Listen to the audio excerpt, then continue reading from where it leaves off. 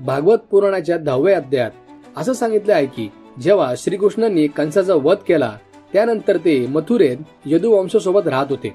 पण कंसाचा सासरा म्हणजे जरासंध हा रागाने संतापला होता. त्याने मथुरेवर तब्बल 17 वेळा आक्रमण केले.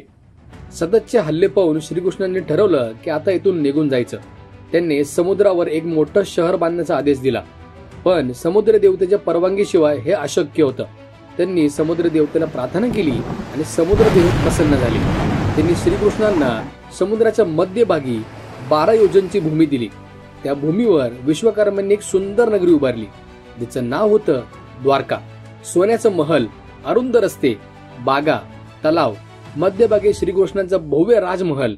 ही नगरी इतकी सुंदर होती की आजच्याही शहरी नियोजनाला हरवून टाकेल.